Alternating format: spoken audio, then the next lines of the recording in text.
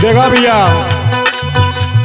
कौनो ननद अपने भौजाई के कहत बा कि ए भौजी, भैया ना बोला तो खूब रसगुल्ला पिया क्या किस्मत हमार फूट गई। भौजी कहलस की का बात है तो बतावत बा कि भौजी रे,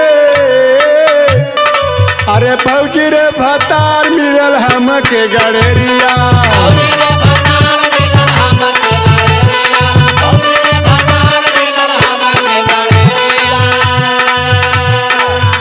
अरे घूम के सिवान में चरावे रोजा भेड़िया, घूम के सिवान में चरावे रोजा भेड़िया। भौजी रे भतार मिलल हमके गड़ेरिया।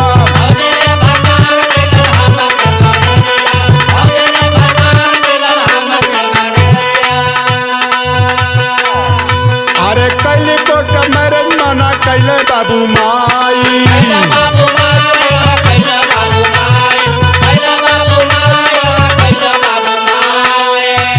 अजली बाबूजी का अपने पगारी डुबाई।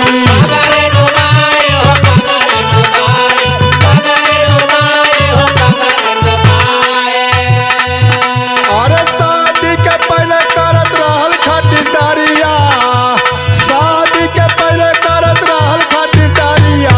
भौजी रे भतार मिलल हमके गड़ेरिया।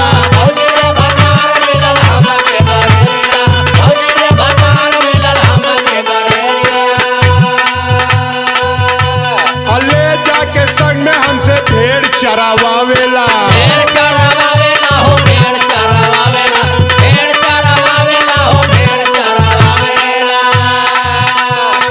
सना सना के फिरा भौरी लगावावेला।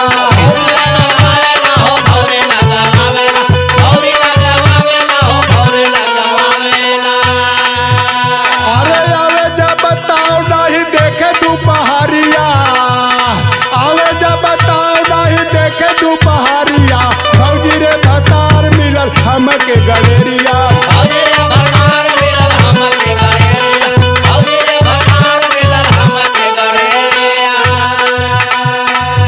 अब लागेला पियास लोटा कुआं में डुबावेला।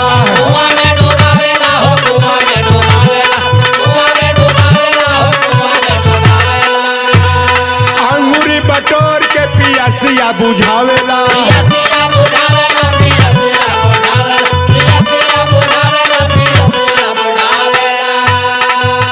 अरे करे हुमी हुमा फिर बिछा के कमारिया, करे हुमी हुमा फिर बिछा के कमारिया। भौजी रे भतार मिलल हमके गड़ेरी।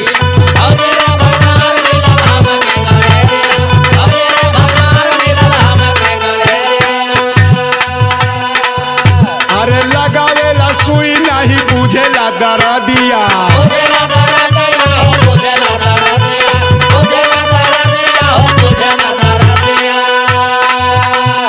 जगह पे दुखाला असर करे नहारा दिया।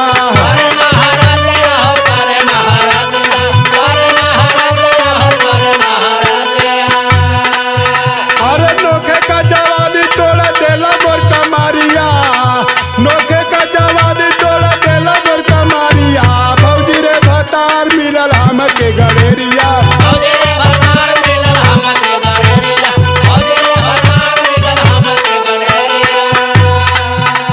नहीं देखली जाता पाता अब पछताई।